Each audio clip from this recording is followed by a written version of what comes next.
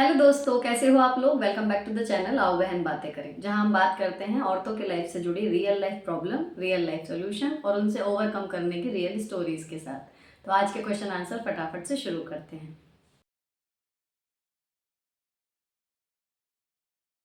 आज का पहला क्वेश्चन आया है, तो उन्होंने इंग्लिश में सारा क्वेश्चन लिखा है। मैं आपको ट्रांसलेट करके बताती हूँ क्योंकि हमारा चैनल हिंदी में चल रहा है। कि वो डॉक्टर हैं और उनकी लाइफ मेरे जैसी नहीं है, लेकिन जो उन्हें अट्रैक्ट करता है मेरे चैनल की तरफ वो ये है कि वो भी दो बहनें थी, उनकी मम्मी भी गवर्नमेंट टीचर थी, तो उनकी जो बचपन की लाइफ है जो उन्होंने अब तक जी है अभी तक, वो ऐसी ही है जैसे कि अब हमारे घर में मेरे बच्चों की है। अब उनकी जो क्वेश्चन है जो वो डिस्कस करना चाह रही हैं वो ये है कि कैसे डिसाइड करें कि this is the right time to get married and this is the right person. इस क्वेश्चन ने मुझे क्यों अट्रैक्ट किया कि मैं इस पर मतलब अलग वीडियो बना रही हूँ, क्योंकि ये जो मैं देख रही हूँ मेरे सर्कल में, जिनके मेरे जो मेरी जेठानी वगैरह हैं या मेरी फ्रेंड्स हैं जिनके बच्चे बड़े हो गए हैं और वो उनकी शादी करने के लिए मतलब तैयार हैं कि शादी भाई करनी है, बच्चों की समय हो गया और बच्चे भाग रहे हैं शादी से। ये बहुत बड़ी समस्या मुझे देखने को मिल रही है। और क्यों नहीं कर रहे शादी, सबके पास अलग अलग रीज़न है और कई बच्चे तो रीज़न बता भी नहीं रहे खुल के, सिर्फ ये है कि नहीं करनी। तो जो इन्होंने पूछा है, मुझे लगता है उन सभी बच्चों के मन में यही चीज़ होती होगी कि शादी कर लें, लेकिन जो देखते हैं शादी टूटते हुए या शादी के बाद स्ट्रगल करते हुए, उस वजह से कहीं ना कहीं एक डर अपनी आज़ादी को खोने का, अपने मेंटल पीस को खोने का वो बन गया है, जिसकी वजह से ये क्वेश्चन बार बार उभर रहे हैं कि कैसे डिसाइड करें कि ये सही एज है शादी करने की या ये सही बंदा है। ठीक है जी। अब मैं उन सब जितने भी शादी लायक ये बच्चे जो हैं जिनकी एज है शादी की और लगभग वो करियर में सेट हैं या नहीं भी हैं, लेकिन वो शादी करें या नहीं करें उसके लिए उनका झुकाव नहीं की तरफ ज़्यादा है, तो उन सब से मैं कुछ बातें कहना चाहूँगी जिससे आई थॉ मतलब आई मुझे लगता है कि उन्हें क्लैरिटी मिलेगी और वो डिसीजन ले पाएंगे पॉजिटिवली। ठीक है जी। देखो, इस चैनल पे भी इतनी सारी बातें होती हैं, सब शादी के बाद की प्रॉब्लम है, 10 में से एक आध होती है कि शादी से पहले वाली दिक्कत आ रही है। ठीक है, मैं मानती हूँ कि शादी के बाद लड़के को भी लड़की को भी एक बिल्कुल अलग परिवेश से आई हुई दूसरे इंसान के साथ तालमेल बैठाना है अपने परिवार के साथ। मतलब केवल शादी दो लोगों में नहीं हो रही, दो परिवारों में हो रही है, लेकिन दो परिवार होने के बाद भी अल्टीमेटली उन दोनों को एक दूसरे के साथ तालमेल बैठाना है। अब क्या हो रहा है, पहले बच्चे माँ बाप के इतने अंडर में रहते थे कि जो माँ बाप ने कह दिया ठीक, एक बार को उनकी मर्जी नहीं भी है ना तो वो करनी है। तो कहीं ना कहीं एक एडजस्टमेंट की जो क्षमता थी वो ज़्यादा थी पहले की जनरेशन में। अब क्या हो रहा है, जो अब बच्चे मतलब 25 अब जो क्रॉस कर रहे हैं उनको क्या है कि उन्हें हमने एज अ पेरेंट्स जो पाला, थोड़ा उनकी मर्जी को ध्यान में रखते हुए पाला, पैम्पर्ड चाइल्ड कह लीजिए, या पहले 5-5 6-6 बच्चे होते थे, अब 1-1 2-2 है, इसलिए उनको इस तरीके से हमने पाला कि उन्हें ये समझ में आता है कि मेरी मर्जी भी मायने रखती है। That is completely fine. अब बात ये होती है कि मेरी मर्जी भी मायने रखती है, दूसरी चीज़ आती है मेरी ही मर्जी मायने रखती है। ये चीज़ जब बढ़ने लगी है अब, तो एडजस्टमेंट की जो संभावना है वो लगभग शून्य हो जाती है। और हम किसी के भी साथ अगर 6 घंटे रोज के भी बिताएं या 3 घंटे भी हमें रोज के बिताने हैं, तो कंपेटेबिलिटी किसी की भी इतनी नहीं होती कि word to word, thought to thought हर बार वो एग्री हो ही जाए आपस में। कहीं ना कहीं क्लैशेस होते हैं, कहीं ना कहीं आपके विचार अलग होंगे। उस टाइम पे थोड़ी सी एडजस्टमेंट कभी पत्नी को करनी होती है, कभी पति को करनी होती है, लेकिन अब दोनों ही जो हैं वो रिजिड हो गए हैं, इस वजह से क्लैशेस हो रहे हैं। ठीक, तो ये तो हुई कि आजकल बढ़ क्यों रहा है।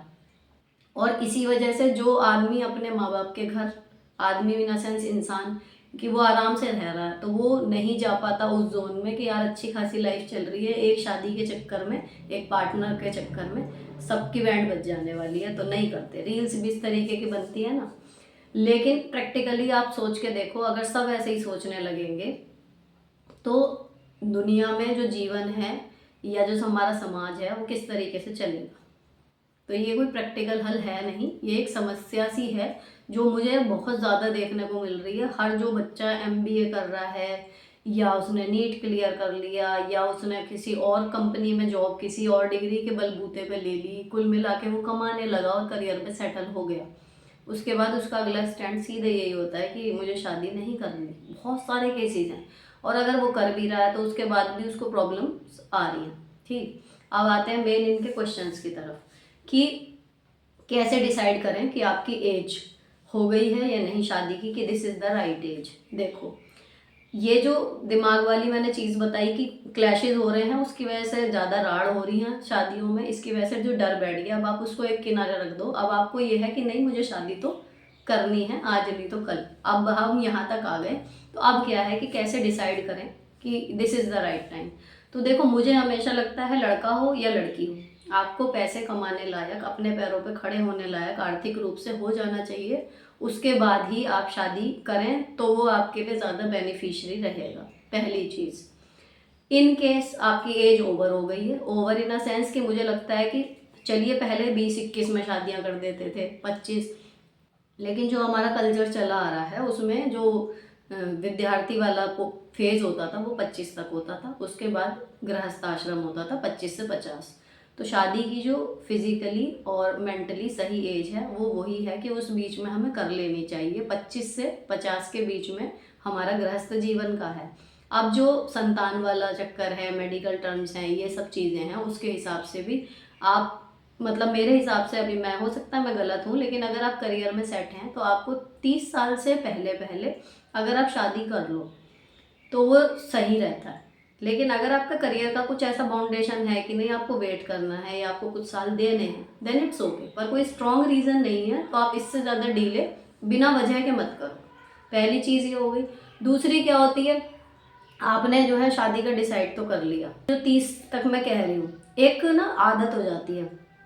एक 16-17 साल का बच्चा है, अगर उसको आप अलग तरीके के माहौल में डालोगे, उसको थोड़ी सी परेशानी होगी, फिर वो एडजस्ट कर जाएगा। एक 20-22-25 साल के बच्चे को भी आप डालोगे, वो एडजस्ट कर जाएगा, क्योंकि शरीर में उस टाइम पे ताकत इतनी होती है, दिमाग भी मजबूत होता है, हम परिवर्तन को झेल सकते हैं। फिर 25 के ऊपर जाते जाते हमारी एज 30 हो गई, 30+ हो गई।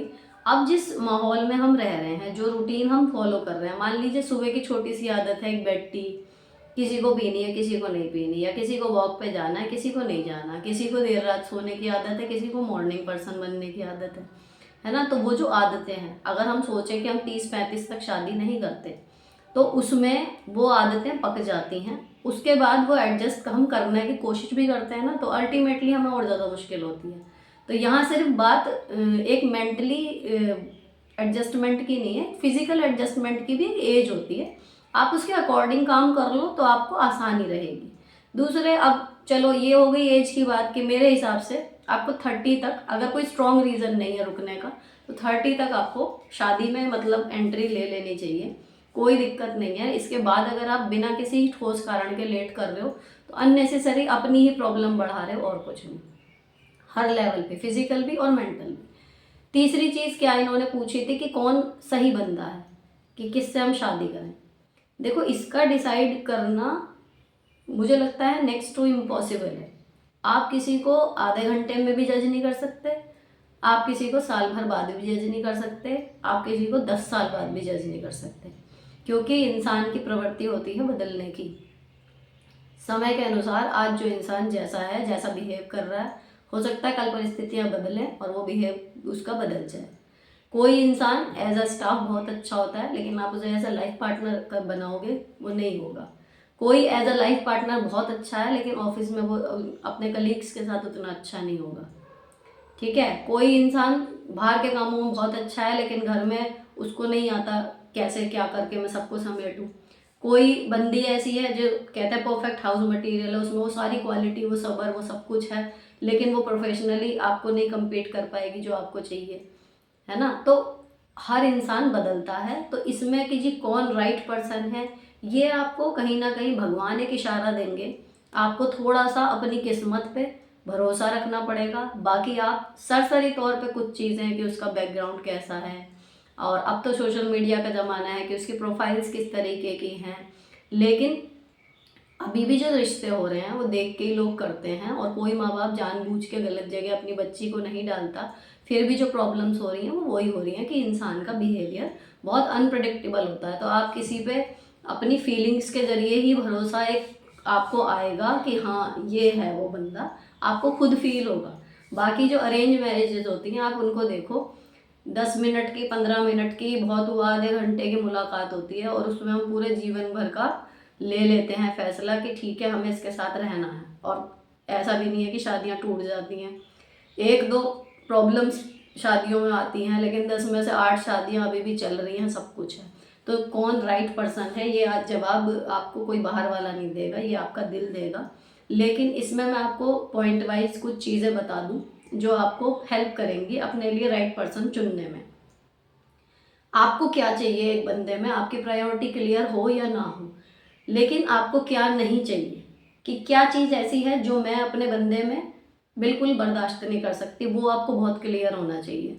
क्योंकि जो मैं अब सोचूं ना प्रैक्टिकली कि हमें मतलब मेरा बंदा, मान लो मैं सोच रही हूँ मेरा बंदा इतने लाख कमाता हो, मेरा बंदा ऐसा दिखता हो, उसके बाल ऐसे हो, उसका रंग ऐसा हो, मान लीजिए मेरे पास एक फहरिस्त है लंबी, मुझे समझता हो, मुझे सम्मान देता हो, और उनमें से कुछ चीज़ें नहीं हैं। लेकिन मान लीजिए कोई एक ऐसी चीज़ है कि यार कुछ भी हो लेकिन वो मुझ पे चीट ना करे, ये मैं बर्दाश्त नहीं कर सकती। या कुछ भी हो कि वो ऐसा ना दिखता हो, कोई एक आपको फिजिकल किसी अपीयरेंस से मान लीजिए प्रॉब्लम है, क्या वो चीज़ ना हो, बाकी सब चल जाएगा।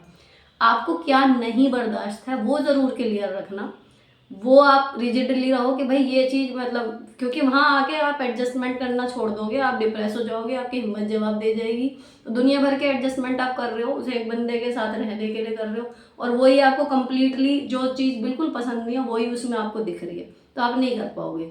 तो कहने का मतलब आपको क्या चाहिए वो क्लियर हो या ना हो, क्या नहीं चाहिए वो एकदम क्लियर रखो, पहली चीज़। दूसरी क्या होती है, सेम चीज़ आपके साथ भी जाती है कि मान लीजिए आप मॉर्निंग पर्सन नहीं है, आप सुबह जल्दी नहीं उठ सकती, या फिर आपको बहुत अच्छा खाना बनाना नहीं आता, या फिर आप मतलब आपकी कोई ऐसी आदत है जो आपको पता है कि एज अ वाइफ सामने वाला एक्सपेक्ट कर सकता है लेकिन ये काम आपसे नहीं होगा। उस चीज़ को आप शुरू में ही क्लियर कर दो, बजाय ये कहने के कि हाँ मैं कर दूंगी, क्योंकि आपसे नहीं होगा, आपको पता है अच्छे से। तो जब आपसे नहीं होगा फिर वहाँ जाके आगे जाके प्रॉब्लम होंगी, वहीं आपको रुक जाना है। जब आप फर्स्ट टाइम मीट करें या फिर जब आप डिसाइड करें कि हमें शादी करनी है, तो उस बंदे में आपको क्या नहीं चाहिए एग्जैक्टली वो आपके माइंड में क्लियर हो। दूसरा, ऐसी कौन सी चीज़ है जो आपके अंदर कमी है या आपको किसी भी कीमत पर वो काम नहीं करना है, वो आप क्लियर करके चलो। तो आपकी लाइफ में प्यार चाहे थोड़ी देर में हो, लेकिन हाँ आई अश्योर यू कि झगड़े गंदे वाले नहीं होंगे। क्योंकि जब आप पहले क्लियर कर दोगे तो आप उस चीज़ पे अग्री करोगे, वो भी उस चीज़ पे अग्री करेगा कि हाँ ठीक है चलो ये मैंने सुन लिया। जॉब का मान के चलो कि एक लड़की है जिसको हर कीमत पे जॉब करनी ही करनी है, तो चाहे उसका फिर जो रिश्ता आया है वो कितना भी अच्छा हो, कुछ भी हो, लेकिन वो सबसे पहले उसे ये बात रखनी चाहिए कि जी भले आपके घर में पैसा है या जो भी है, जॉइंट फैमिली है सिंगल है, लेकिन ये मेरा क्लियर है कि मैं जॉब करूँगी ही करूँगी, मैं जॉब के बिना नहीं रहूँगी, मैं होम मेकर नहीं बनूंगी, मैं जॉब करूँगी करूँगी। अगर ये बात शुरू में इंसान ने रिजिडली कह दी तो सामने से फिर आगे शादी के बाद ये प्रॉब्लम कम हो जाती है होने की चांसेस कि भाई हम नहीं कराएंगे या कराएंगे, क्योंकि आपने और कोई शर्त नहीं रखी, आपने सिर्फ ये रखा कि मैं जॉब करूँगी। शादी के बाद जॉब करने के जो भी सर्कमस्टेंसेज होते हैं वो आप क्लियर करके चल रहे हो अपने दिमाग में, ये आप श्योर करो कि भाई आपको दोहरी जिम्मेदारी निभानी पड़ेगी। वहाँ आप ये एक्सपेक्ट नहीं करोगे कि भाई मैं तो जॉब कर रही हूँ तो मैंने पहले ही बोला था घर का काम आप देखो, नहीं, आप मेड लगाओगे, कुछ भी करोगे, जो भी एडजस्टमेंट करनी है आप मेंटली प्रिपेयर्ड हो कि मैं शादी कर रही हूँ उसके बाद मुझे जॉब भी करनी है। तो जब वो देखेंगे कि भाई थोड़ा तो एडजस्टमेंट करना पड़ेगा, हमने हाँ कहा था, बाकी अपने हिसाब से वो सारी जिम्मेदारियां निभा रही है, तो प्रॉब्लम नहीं होगी। तो मेरा यहीं पर ये मैं सलाह बस एंड करना चाह रही हूँ कि अगर आप ये शादी की एज में हैं, आप अपनी मनचाही पढ़ाई कर चुके हैं और सिर्फ इसलिए आप शादी में नहीं जाना चाह रहे कि is he the right person और is it the right time, तो आप उस चीज़ों में मत पड़ो, सिस्टमेटिकली सोचो। टाइम का ऐसा है कि कोई स्ट्रॉन्ग रीज़न नहीं है, तो 30 से पहले पहले कर लो, फिजिकली मेंटली आपके लिए आसान रहेगा, और देर आपको ही मुश्किल खड़ी करेगी। दूसरी चीज़, राइट पर्सन है या नहीं है, आप उसके लिए कोई आपके पास ऐसा टेस्ट नहीं है कि उसे डाला और आपका रिजल्ट निकल ही आया, या कोई एक पंडित आपको या कोई भविष्यवक्ता आपको बता दे कि भाई ये है और ये बिल्कुल सही है, नहीं। आप कुंडली वगैरह मिलवाते हो वो एक अलग चीज़ है, लेकिन इमोशनली और आपके जो दिमाग मेंटली कहना चाहिए वो आपके लिए परफेक्ट मैच है या नहीं है, वो आपको समय के साथ ही पता लगेगा। थोड़ा बहुत आपको अंदाज़ा आपका मन दे देगा। दूसरी चीज़, जो चीज़ें क्लियर करनी है वो पॉइंट टू पॉइंट आप करके चलो स्टार्टिंग से, कि आपके साथ ये प्रॉब्लम कभी नहीं होनी चाहिए और मैं ये चीज़ नहीं करूँगी, बाकी सब चीज़ें हो जाएंगी। एडजस्टमेंट करने की पूरी कोशिश मैं भी करूँगी, आप भी करिएगा। इस बात के साथ जब आप शादी में जाओगे एक पॉजिटिव माइंडसेट के साथ, तो शादियाँ चलती हैं। ये प्रॉब्लम्स जो हैं वो लगभग होती हैं हर एक के साथ, लेकिन ये इजी टू डील होती हैं, पार्ट ऑफ द लाइफ है। थोड़े टाइम बाद सबकी प्रॉब्लम सॉर्ट हो जाती है, किसी की भी परमानेंट नहीं रहती, और जिनकी एक दो की परमानेंट रहती है तो उतने भी दुख की क्या गारंटी है कि आप शादी नहीं करेंगे तो आपकी लाइफ में कभी कोई प्रॉब्लम नहीं आएगी, है ना। लेकिन एक लाइफ पार्टनर ज़रूरी होता है। कंक्लूजन में मैं ये कहना चाहूँगी कि एक टाइम के बाद ना आपके माँ बाप होंगे, ना आपके भाई बहन होंगे, आपकी अपनी गृहस्थी, आपका अपना पति या आपकी अपनी पत्नी, और जो आपकी संतानें होंगी वो कुछ टाइम तक, बाकी संतानें भी बड़ी होकर चली जाएंगी। तो आपका जो लाइफ पार्टनर है वो एक्चुअली आपकी लाइफ का पार्टनर होता है, तो जो मरते दम तक आपके साथ रहेगा। उनके सपोर्ट की आपको ज़रूरत होती है और उन्हें आपके सपोर्ट की ज़रूरत होती है। अब तक दुनिया समाज इसी तरह चलता आया है और आगे भी ऐसे ही चलेगा। तो मॉडर्न होना एक बात है, इंडिपेंडेंट होना एक बात है, लेकिन उसका कतई मतलब ये नहीं है कि लड़की या लड़का ये डिसाइड कर ले कि मुझे शादी ही नहीं करनी। शादी कीजिए, खूबसूरत रिश्ता है, बस उसमें जो एडजस्टमेंट थोड़ी सी लगती हैं उसके लिए अपने आप को अगर आप मेंटली थोड़ा सा प्रिपेयर्ड करें इन अ पॉजिटिव वे कि आप अकेले नहीं हैं जो एडजस्ट कर रहे हैं, दूसरा भी एडजस्ट कर रहा है, तो चीज़ें ठीक होंगी और आप पाओगे कि जो प्यार आपको ज़िंदगी में चाहिए होता है हमेशा के लिए, एक होता है ना कि आपका फॉर एवर लव, वो एक शादी में ही आपको मिलेगा। तो उससे अपने आप को वंचित मत करो। और आप जब शादी करके सेटल होते हो ना, तो सबसे ज़्यादा एक सेटिस्फेक्शन जो होता है वो आपके माँ बाप को होता है। तो आप कहीं ना कहीं शादी से भाग के उनको उस खुशी से भी वंचित कर रहे हो। तो मेरी सलाह सब बच्चों को यही है, ऐसे जो इस एज में हैं या इस स्टेज पर हैं, कि एक पॉजिटिव माइंडसेट के साथ जाओ शादी में। और फिर भी अगर लगे कि नहीं काम कर रही हैं तो ऑप्शन हमेशा खुले हैं। अब पहले का ज़माना तो रहा नहीं, आपके पेरेंट्स हैं, आपके फैमिली है जो आपको सपोर्ट करेगी इन केस अगर कोई बुरी आपके साथ होती है इंसिडेंट कि आपको लगता है कि शादी करना गलत फैसला था। लेकिन इतनी जल्दी कोई निगेटिव वो मत लो, पॉजिटिव रहो और तैयारी करो शादी की फटाफट। यहाँ पर आज का एपिसोड ख़त्म होता है और कल आपको इसके आगे के क्वेश्चन मिलेंगे। आज के ये वाले में सिर्फ इतनी ही बात थी। अगर ये पसंद आया हो तो चैनल को सब्सक्राइब किए बिना मत जाना और कमेंट करते रहना अपनी आगे की क्वेश्चंस जिन पर हम डिस्कस करेंगे। फिलहाल के लिए इतना ही, मिलती हूँ आपसे नेक्स्ट एपिसोड में। Till then bye bye, stay beautiful always.